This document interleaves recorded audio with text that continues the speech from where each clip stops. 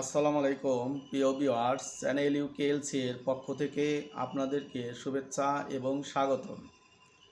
আজকে আমাদের কোরিয়ান ভাষার ইপিএস টপিক বইয়ের সপ্তম অধ্যায়ের দ্বিতীয় ক্লাস। এই ক্লাসে আমরা শিখব দুটি গ্রামার। সপ্তম অধ্যায়ের দুটি গ্রামার আছে, এই দুটি গ্রামার এবং তার সাথে আরেকটি গ্রামার শিখব। এই তিনটি গ্রামার আজকে আমরা শিখব।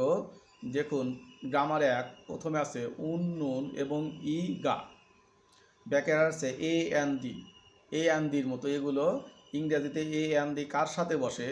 এগুলো নাউনের সাথে বসে নির্দিষ্ট করে বোঝায়, অর্থাৎ এ অ্যান দি এগুলো যার সাথে বসে তাকে নির্দিষ্ট করে বোঝায়।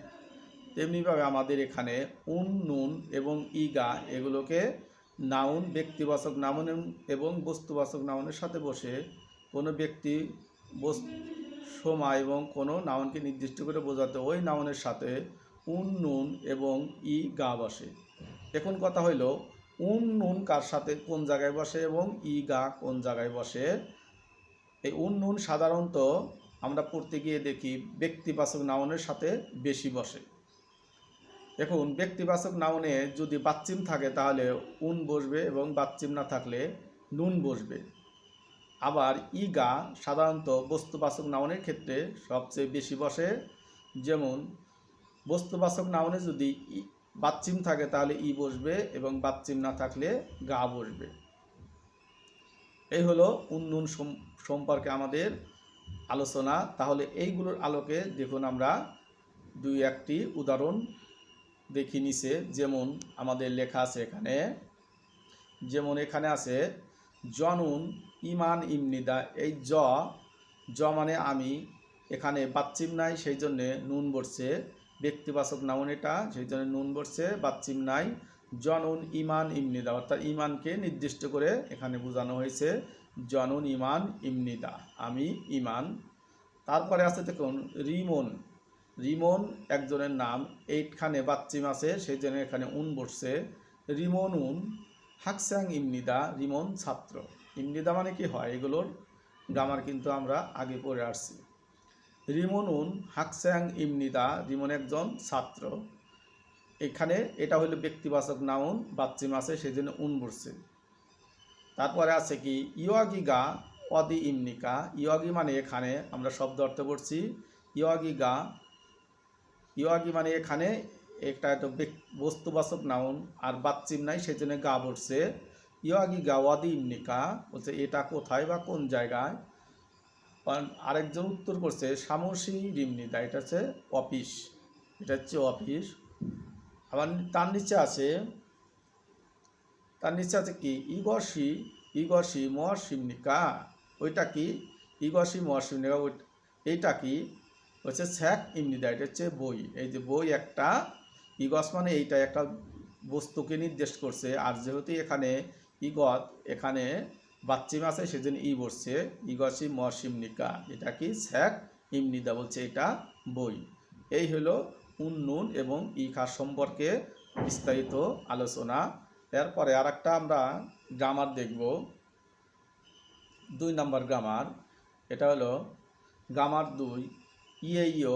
ইয়েইও এগুলোর সমস্যা ইমনিদা এবং ইমনিকার সমান, অর্থাৎ ইমনিদা এবং ইমনিকা হচ্ছে ফর্মাল বা সাধুরীতি, আর ইয়েইও, ইয়েইও হচ্ছিল চলিত রীতি। এইটাই পার্থক্য। এই ইয়ে দ্বারা প্রশ্ন এবং উত্তর দুটাই বোঝায়, আবার ইমনিদা দ্বারা শুধু প্রশ্ন এবং ইমনিকা দ্বারা উত্তর বোঝায়। ইমনিদা ইমনিকার মতোই এগুলোর নিয়ম, শুধু একটু ডিফারেন্ট। ইয়ের পিছনে যদি প্রশ্নবোধক থাকে তাহলে প্রশ্নবোধক, আর যদি প্রশ্ন না থাকে তাহলে উত্তরবোধক।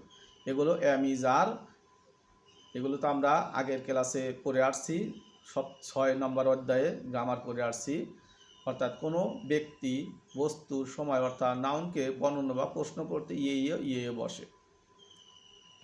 এখন নিচে আমরা উদাহরণ দেখব।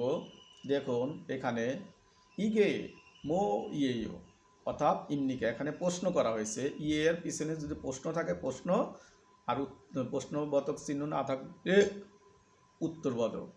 এখানে ইগে মো ইয়েও এটা কি, অর্থাৎ ইমনিকা বলছে এইটা কি, আরেকজন বলছে ইগে ইয়ল সই ইয়েও, এটা হচ্ছে চাবি, ইয়ল সই ইয়ে বা ইমনিদা। এখানে দেখুন ইয়ের পিছনে প্রশ্ন উত্তর দিছি আমি, এখানে উত্তরবাচক হবে এটা ইগে ইয়ল সই ইয়েও ইমনিদা, এটা হচ্ছে চাবি। তারপরে আছে জগে মইও, ওইটা কি? জগে মইও বা ইমনিকা প্রশ্ন করা হয়েছে এখানে। বলছে জগে ইবুরি ইয়েও, বলছে ওইটা হলো ইবুল মানে কি কম্বল, ইবুরি ইয়েও রিয়লটি ইয়ং এর কাজ যাবে, যেহেতু এখানে ইবুল একটা ব্যক্তি বস্তুবাচক নাউন, ওইটার সাথে ই বসছে, অর্থাৎ কম্বল, ওইটা ওইখানে ই বসে রিয়লটি ইয়ং এর জায়গায় উচ্চারণ হবে।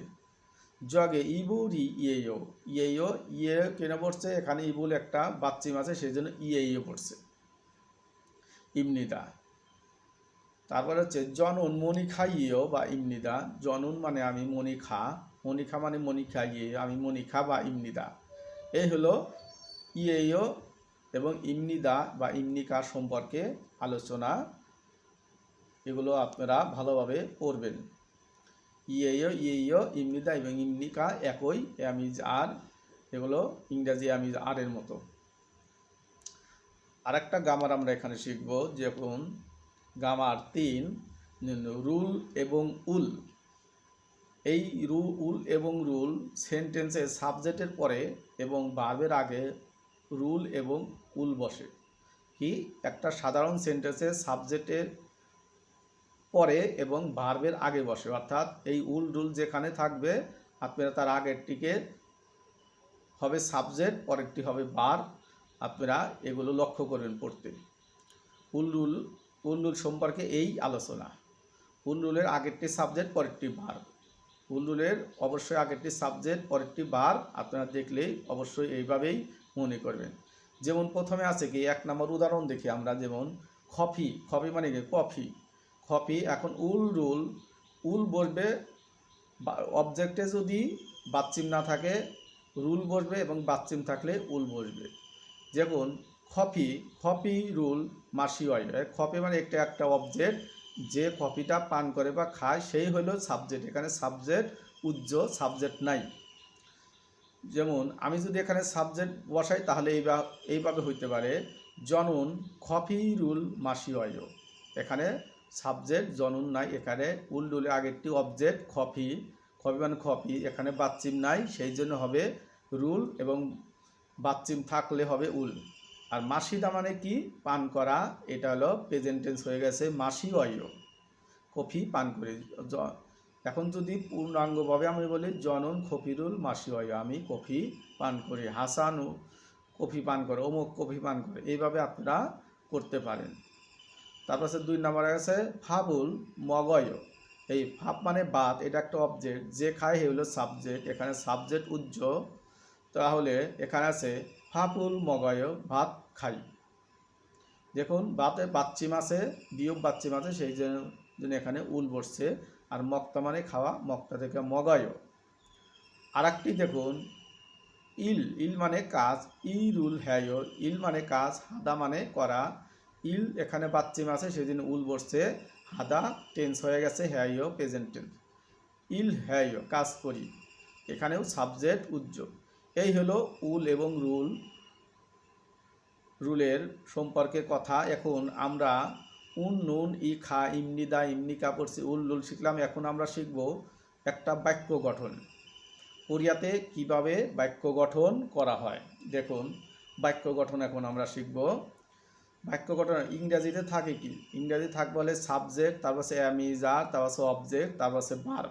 কিন্তু কোরিয়াতে একটু ভিন্ন, এখানে থাকবে সাবজেক্ট প্লাস, প্রথমে সাবজেক্ট বসাবেন, তার পাশে উন নুন ই খা, এই নাউন হিসাবে যেটা বসে সেইটা বসাবেন, তার পাশে প্লাস অবজেক্ট বসাবেন, তারপরে প্লাস উল বা রুল, অবজেক্টে বাচ্চিম থাকলে উল বসবে এবং বাচ্চিম না থাকলে রুল বসবে, তার পাশে প্লাস ভার্ব। এই হলো একটি সাধারণ বাক্য গঠনের নিয়ম কোরিয়াতে। যেমন একটু উদাহরণ দেখুন, এখানে আছে এই যে জ মানে কি আমি, এটা হলো সাবজেক্ট। তার আছে উন নুনি খা, এখানে নুন পড়ছে নিয়ম অনুযায়ী জনুন, তারপরে কি অবজেক্ট, অবজেক্ট মানে ফাপ মানে কি অবজেক্ট। তারপর উলডুল, যেহেতু বাতের কাছে এখানে বাচ্চি মাছের উল বসছে। আর তারপর হলো ভার প্লাস বার মানে মক্তা মানে কি খাওয়া, মগায়, মক্তা মগায়, জনন ফাপুল মগয়, আমি ভাত খাই। এইটা হলো একটা সাধারণ সেন্টেন্স গঠনের নিয়ম কোরিয়ান রীতিনীতি অনুযায়ী। তারপরে আবার দেখুন রিহানুন, এই রিহান এখানে বাচ্চা মাঝে উন বসছে। রিহানুন ফাপুল ইউরি হায়, রিহান কি করে ভাত রান্না করে। ইউরি হাদা মানে কি রান্না করা। রিহানুল ফাপুল ইউরি হায়, রিহান ভাত রান্না করে। তারপরে দেখো মনিখানুন খফিরুল মাসি হয়, মনিখা কি করে কফি পান করে। দেখুন আমাদের টাকসার অনুযায়ী এগুলো সব ঠিক আছে। মনিখা সাবজেক্ট, উন্নন গ্রামার, কফি মানে অবজেক্ট, উলরুল গ্রামার, মাসিদা মানে মাসিদা মানে পান করা, মাসে হলো ভার্ব। এইভাবে আপনারা একটা সেন্টেন্স গঠন করতে পারেন। মনিখা কফি পান করে। এই তাহলে আমরা বুঝলাম কি সাবজেক্টের পরে কি বসবে উন নুন ই খা, যে কোনো একটা বসবে, তারপরে বসবে অবজেক্ট, তারপরে বসবে উল রুল, তারপরে বসবে ভার্ব। এই হলো সাধারণ একটা সেন্টেন্স গঠনের নিয়ম। তো প্রিয় ভিউয়ার্স, পরবর্তী ক্লাসে আপনাদের সাথে দেখা হবে আবার। সবাই ভালো থাকবেন, সুস্থ থাকবেন এবং প্রত্যেকটি ভিডিও পূর্ণাঙ্গভাবে দেখবেন, তাহলে আপনি বুঝতে পারবেন সব কিছু। আর আপনি ঘরে বসে কোরিয়ান ভাষা শিখতে পারবেন। কোরিয়ান ভাষা শেখার জন্য আপনাকে কোথাও যেতে হবে না। রাখি, আসসালামু আলাইকুম।